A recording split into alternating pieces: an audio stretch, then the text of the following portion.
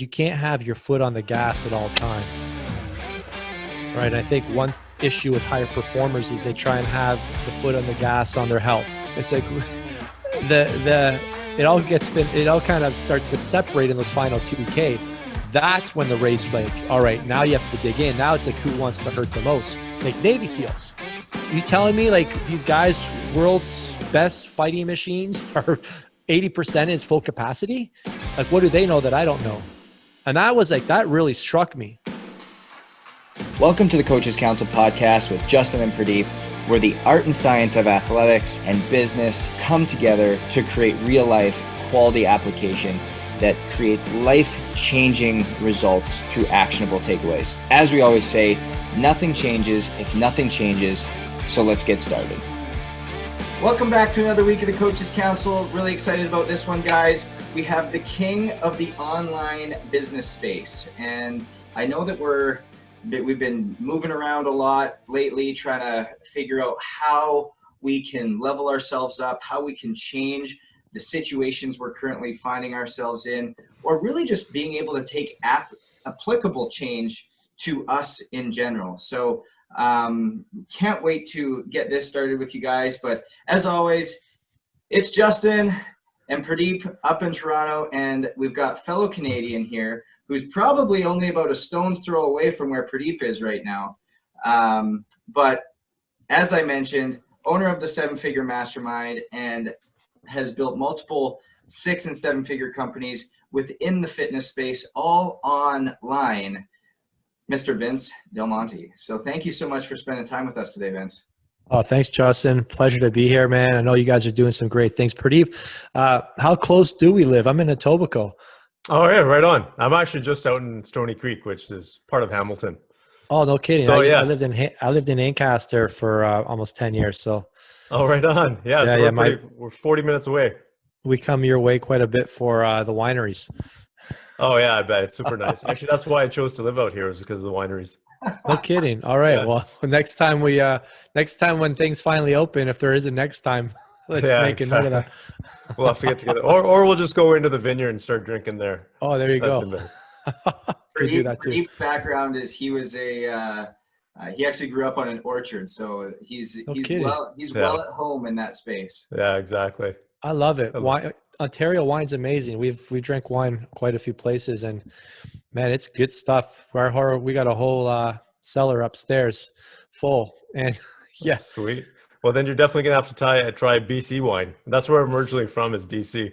Oh, we actually just did Okanagan Valley for our 10-year anniversary, and we went to Mission Hill. We went to I joined like 6 different wine clubs. I kid you not. Oh, did you? And, Covert Farms. Oh yeah, Burrowing Owl. Yeah, we stayed at Burrowing Owl. Did you? Right on. We stayed at the Burrowing Owl, and I have to go check. There's a couple really good ones. Yeah, there was some nice stuff we brought home.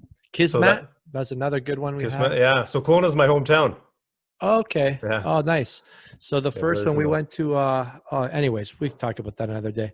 Well, I guess it might be a relevant topic here, because I think, exercise, fitness, business, wine, they kind of go together. It's true. I mean, and then, it's tough, right? I'm personally trying to, I got 3 kids, 7, 5, and 3. So we all know the studies, we know that, alcohol is not going to optimize REM sleep. We know it's a sedative, but you're robbing the high quality sleep from yourself. We know that, it's going to delay anywhere from 24 hours. Now there's research showing that up to a week in some cases, fat burning can be delayed with excess alcohol. So not definitely like promoting it to get your best physique, but I'd love to be able to think like in my time, like I had one guy was telling, how much I enjoy red wine. And when I travel and go on trips with the family, we go to the cottage, I'm like, we bring wine. And he's like, well, then you know what you need to do? And I said, what? He goes, you need to get your own cottage. And then, cause I bring family members in that, they're like, well, then you have them stay in one cottage and I'll stay in another cottage. And my extreme mindset was like, that's a good idea. I told my wife, she goes, what are you thinking? If you can't live your life with it, like learning how to incorporate it, then you don't have control of it. It has control of you if you have to go to those extremes. So yeah, I'm kind of figuring out how to, manage it and not have it manage me.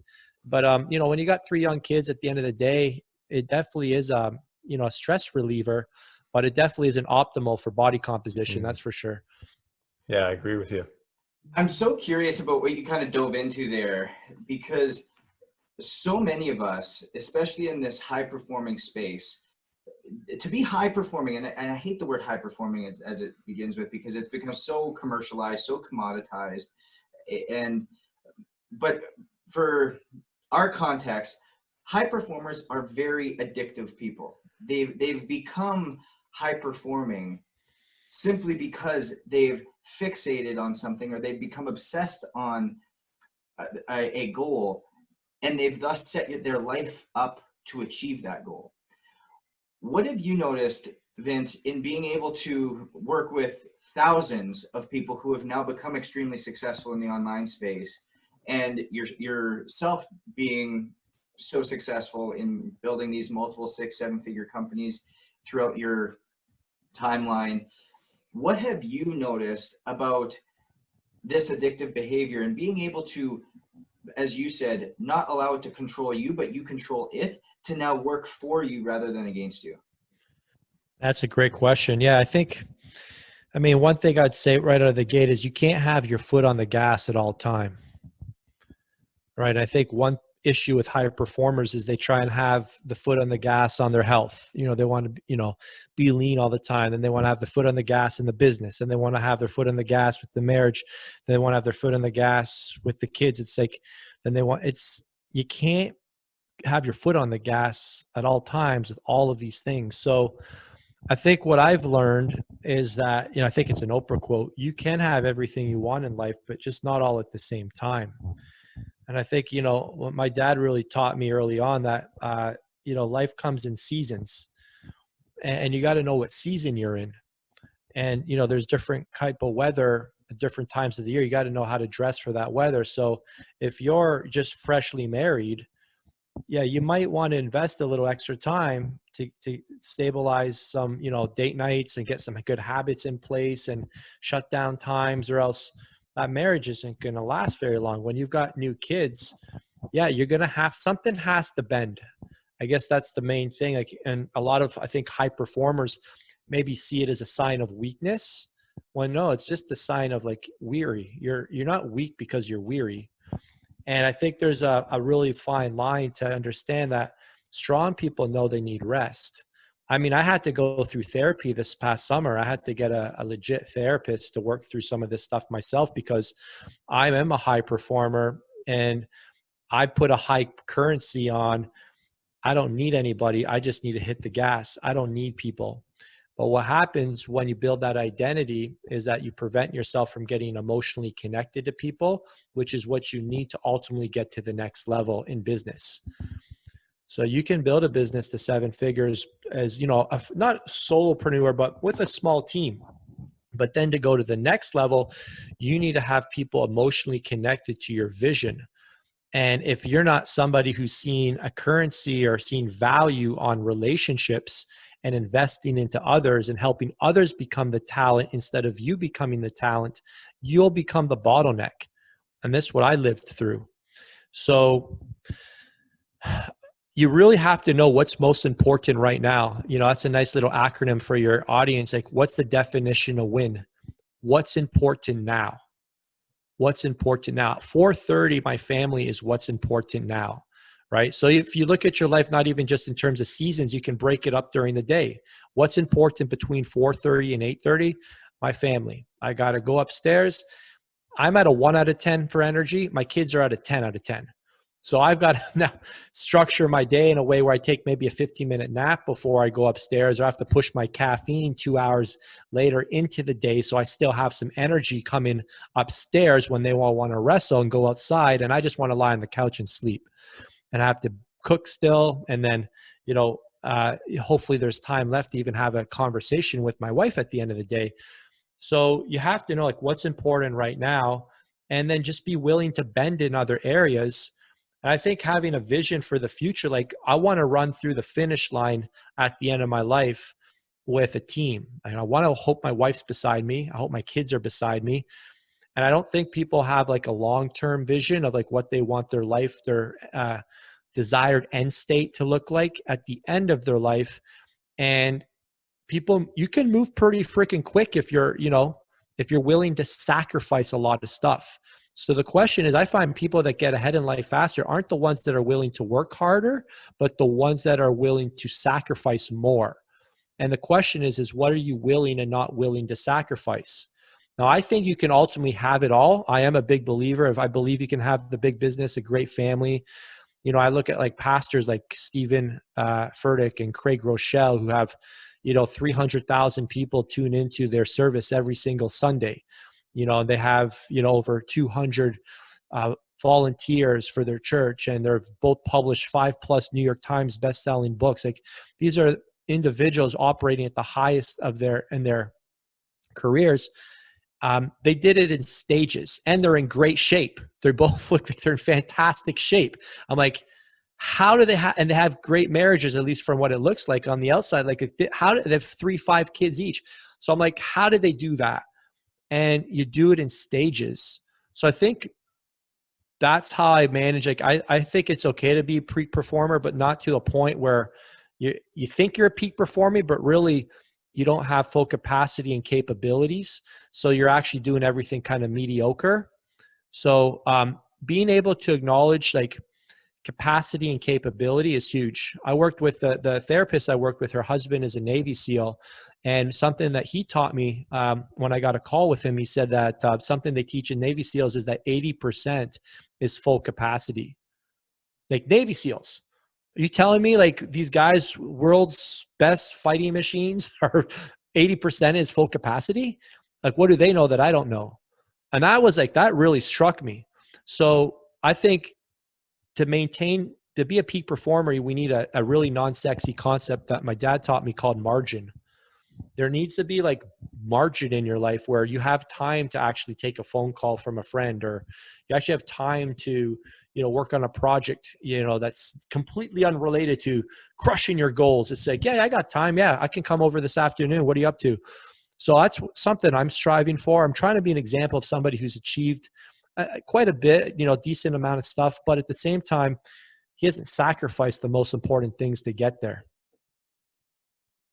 It's such a great point, because I love that quote, weakness versus weary, because I'm on the phone with so many people all the time that come back and are literally weeping on the other end of the phone because they've added so much stress to their plate. They've sacrificed so much to get to where they are that the capacity to hold on to it has broke them, one, internally, but two, they've also left a lot of things on the table that they wish they would still have with them.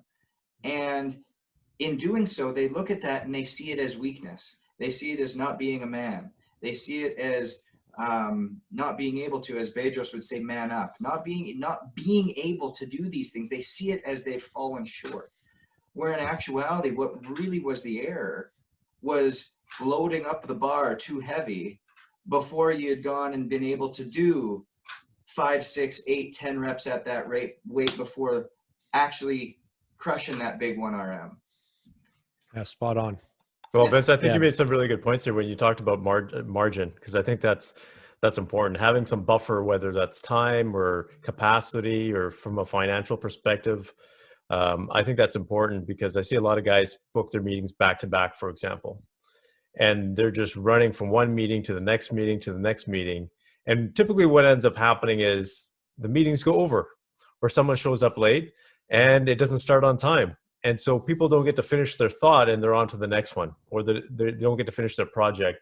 So I think you're right. You're onto something there. I really like the point that you made about the Navy SEALs and 80% capacity, because something always comes up. Yeah. If you're an entrepreneur, you're a business owner, even as a professional, something always comes up and you have to have that capacity to take it on, because if you don't, you're just going to use energy that you don't have to deal with that. And then everything that you want to work on as an individual, it just kind of goes to the wayside. So I think that's absolutely brilliant. And thanks for pointing that out. Yeah, rest isn't a sexy topic in bodybuilding and business, but I mean, having done this for, 10, 15 years, like I'm starting to see some of my close friends going through the different stages, and some of those stages involve, like, one buddy just got a hip replacement. I'm like, how the heck do you get a hip replacement? I'm not judging, but like he would even say, yeah, I was an idiot. Like he would say, oh, I did some stupid stuff. And then another close friend, he's got you know, signed off on a divorce that's going to, cost him, you know, his how did he say it? His spouse is going to become the second richest person he knows. And he's like the richest person he knows. His wife's now going to become the second richest person he knows, compared to all of his friends who are, in the weeds of their business every single day. So there's like small decision, not small decision, there's small mistakes in life, and there's big mistakes in life. I'm like, try just not to make the big ones. It's like sometimes to be successful, it's not even like you don't have to be successful. Just avoid the big mistakes. And obviously I believe in grace, and that you can recover from everything, and everything, happens for a reason. But like, I mean, at least do your best to avoid some big mistakes. And it all comes back to the marathon mindset. Maybe this is why I was a long distance runner in high school, in university. I represented my country for triathlon back in the day. So like, you learn that the race doesn't start. Our coach used to always say, the race doesn't start until 5K. It's like anybody can run the first 5K with the leaders. It's like it all kind of starts to separate in those final 2K.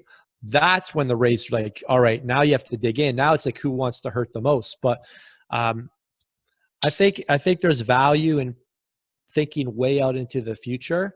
And I mean, even right now with like COVID going on right now, and, all the craziness in the world, and the different, like, where we going, it's looking pretty scary. And I'm trying to figure out, like, which fights do I fight, and which ones do I just, like, kind of sit tight and let play out? Like, do I exhaust? Like, I could put a lot of emotional energy. I probably already put too much emotional energy into my, COVID posts, and, we're going and all that.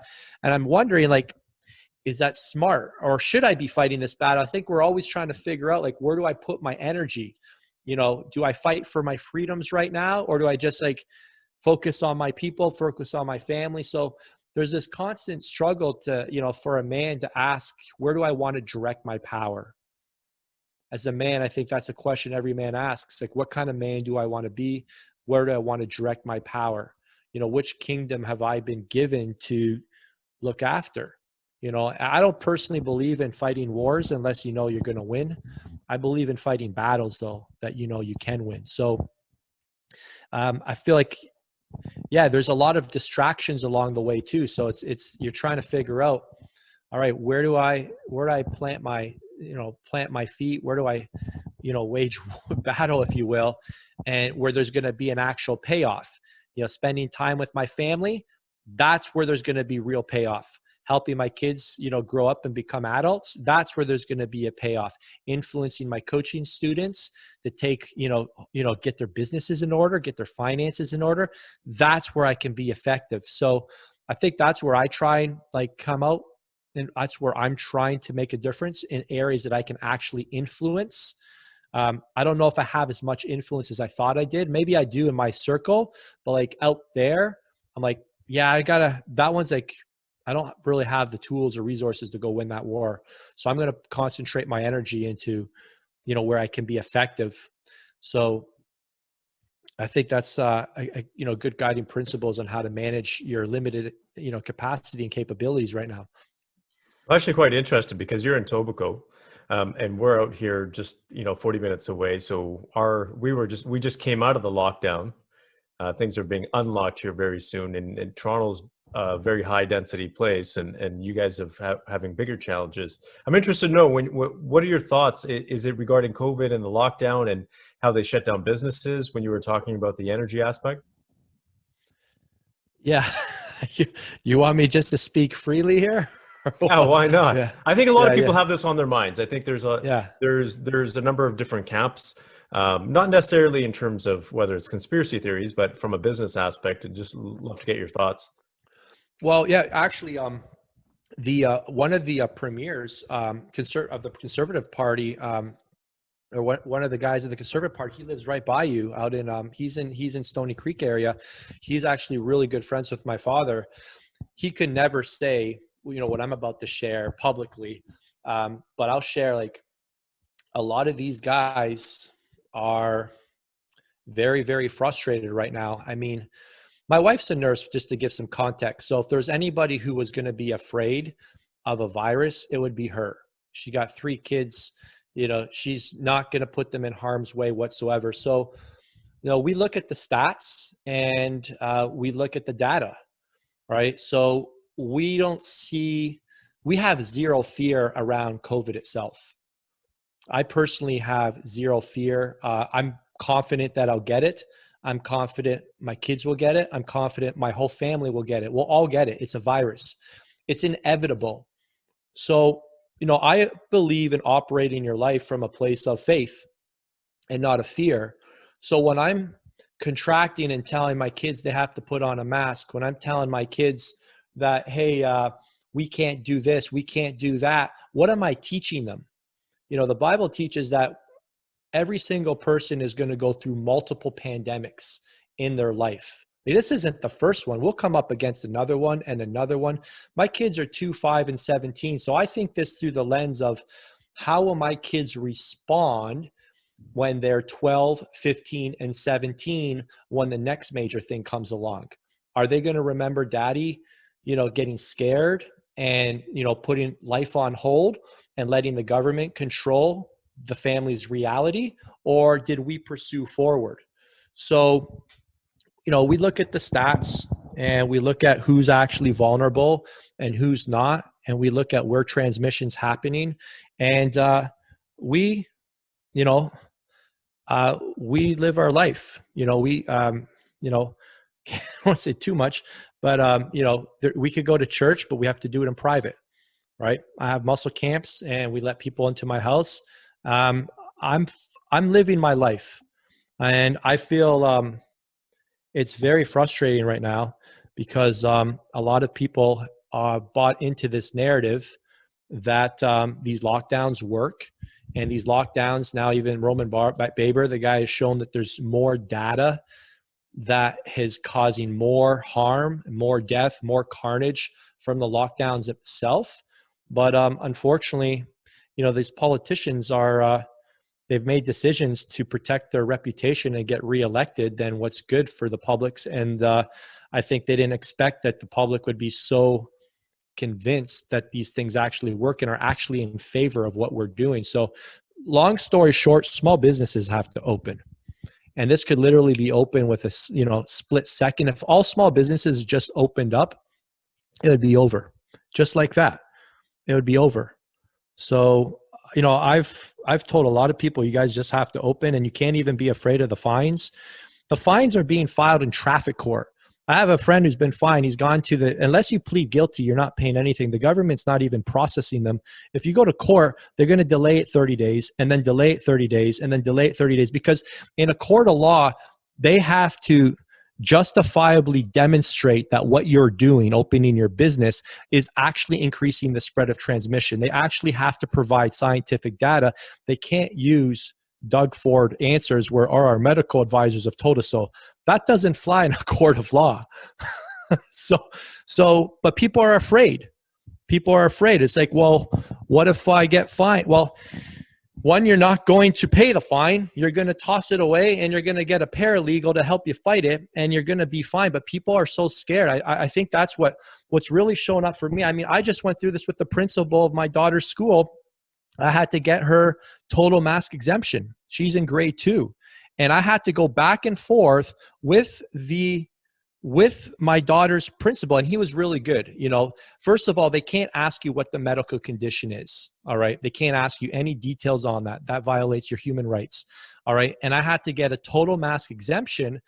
And I had to ask myself, do I want my daughter wearing a mask? First of all, they want her in the cloth. And then he said, well, we can have her wear the shield mask. We all know what's the difference. The shield mask, it's just pure optics. And then they said, okay, can she wear the shield mask? And we'll have her wear it just from one classroom to the next. She's in small private Christian school. There's only 15 kids in the class.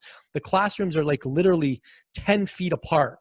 So you want her to put on a mask from walking from one classroom to the next. It's like completely illogical. So what I've come to the conclusion of is that, in Canada, we are dealing with very, very weak, lame, and ignorant people that are just afraid to grow a backbone and stand up for the rights. So I see it, and then they use intimidation and they imply something that they're going to do that they can't even do in the first place. So people don't know the law. I think that's the first person. I know the law. I know my rights, and you have to fight for them right now, because they will use intimidation and they will use scare tactics to, then they say, oh, then your daughter's going to probably be, my wife said this. Well, then what if she starts getting made fun of by other kids because she's not wearing it? Or what if other kids' parents tell their kids to not play with our daughter at school? I had to bring that up in the email too. And I said, here's another one of my concerns. I'm concerned that there might be people, a part of the school, that tell their kids to not play with my kids. I'm in a fight. This is a freaking fight. But most people, and I have a couple of my daughters, I'm friends with a couple of my daughter's fathers in the class. And I told them, hey, you want to go at this together and team up? And like, oh, we're okay just having her wear the shield. I'm like, hey, what you do with your children is completely fine. But I'm like, I can see it. I can see like they're just afraid. I'm like, so you're not going to push a little bit? You're just going to bend over? So that's what I see. And if we keep doing this, where are we going to be? I mean, no one's standing up and fighting. So for me, it's no more excuses, right? I'm standing up for my family. I'm standing up for my child. And we're going to have to take this one battle at a time. If he says, hey, then we can't do that. Well, then again, I'll be prepared to tell them, well, here's what I'm going to have to do next. Then I'm going to file a human rights complaint. And if I file a human rights complaint, if that goes to court, then this is going to end your career.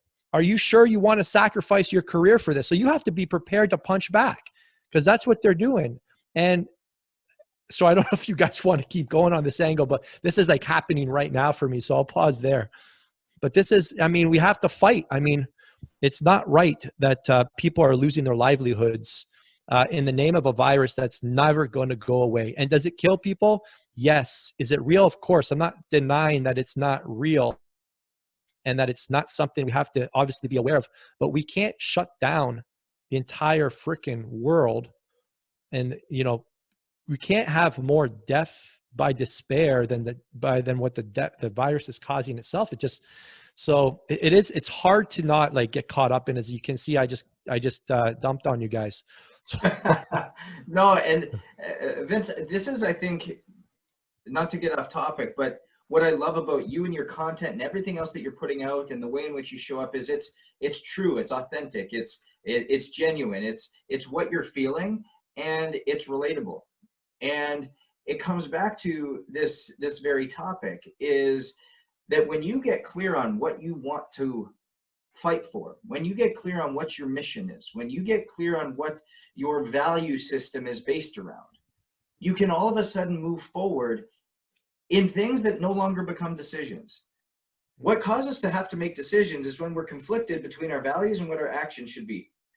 When we're clear on what our values are and what our morals are and what our true mission is, there is no decision to be made. It's simply an action. And so that's, I think, what I appreciate about you the most is that you know what you're looking for. You know what you want. You know how to get there. Even your story that you started this segment with, where you said, I struggle with that obsessive nature of certain things, that I had to go and I had to actually get a therapist and work through some of these things. I actually had to go, and I'm in my own battles right now. Like you become this very authentic, very genuine person that people can relate to, and all of a sudden go, oh shit, a guy that's making a difference in the world of thousands of other businessmen, thousands of other businesswomen, thousands of other business owners, has his own struggles, has his own fights, has his own uphill battles, that he's decided not to just throw a pair of boots on, but throw the spikes on and go up that mountain road that's got ice and rock chips and everything falling towards him. And he's going to throw his shield on and just start walking and making his way through and acting, instead of having to fight a decision, but carry your morals and values on your back and keep going, and whoever wants to come along can come. I think that's what makes it truly admirable and truly applicable to this whole statement. COVID or not, or business or relationship or whatever, it all has that same connotation and exact same value proposition to it. Yeah. You got to know what you stand for, or you fall for everything, right? You got to believe in something. You got to believe in something. And you got to ask yourself, is, what I'm believing in, is it worth fighting for? And I think there are fights worth fighting. Like, or what's the point of all this? Like, what am I doing? I'm building this business, but I can't even stand up to my, the principal who's probably going to retire in 2-3 years. Like, I'm going to just, I think one thing I love about social media, I love about being online, I don't like about social media, and you kind of just lose sense of like, do I still have what it takes to survive? If you ask a man, like, what does it take? Dive deeper into that, Vince. Go deeper into what you mean by that. Well, let's ask every man, like, just talk to everybody. Hey, man, what does it take to survive? I think most guys would say, a phone on a wallet. But that's a pretty smart answer, to be honest. But if you think about it, this is the day and age we live in. So any problem can be solved now with just a phone and a wallet. What kind of man are you if you can solve every problem with just a phone and a wallet? So you start to wonder, do I have any real skills? Like, I got high income skills. This is what I make it. This is a guy who's built a business on teaching high income skills. I'm starting to question, like, I'm 41 now. I'm like, I'm starting to like ask myself, I've made some good decisions, financially and all that, but I'm like, do I have what it takes to survive? I don't know how to fire a gun. I don't know how to fight. I know how to run, so I guess that's not bad. I got the best self-defense, but I can't pick up my whole family, put them on my back and run. So I don't know how to shoot a gun. I don't know how to fight. I don't know how to hunt for my own food. I don't know how to plant a garden. And my wife probably knows how to do that. But you see what I'm saying? Like, I'm starting to wonder, do I actually know how to survive if I had to? Now, Vince, what kind of situation could that? I don't know. I'm just saying. What kind of which path have I gone? I think every guy starts to evaluate, like, are the decisions I'm making, what skills am I really going to pass along to my son, Gianluca? I think, we do live in a, modern age and all that, but I think the online world we can get so, robotic and so like caught up in the technology that we kind of just lose our wildness. I love this, Vince, because I did a piece the other day and I talked heavily on this, have we lost our grit? Have we lost our ability? Have we just gotten comfortable because we've worked so hard to get somewhere? We put our mind so heavily into the online space, or building our business, or we grinded for a certain period of time to get it done in a certain way, and we developed a certain lifestyle based upon what we were able to accomplish. And now, because we've gotten, quote unquote, a little bit soft, and I did this when I was working out. I chose to go to a track and work out outside. It was -10. And I just was like, you know what? I'm just going to do this. And the first 5 minutes were tough. And then after I was done, I was like, damn, that was awesome. Like, that's really cool. And it spurred this thought in me, is like, there's so many people that the moment we talk about doing something hard, it's like, oh no, that's good. Somebody else can do that. Yeah. Mm-hmm. And it's like, have we lost that ability to have grit? Have we lost that ability to dive into the hard things? And we've now made the things that are hard. What filter are we using on social media? Or what does our content calendar look like? Yeah. Or what's our gaming dungeon going to start looking like? These are the things that are our hard decisions, rather than really getting out and getting gritty with it.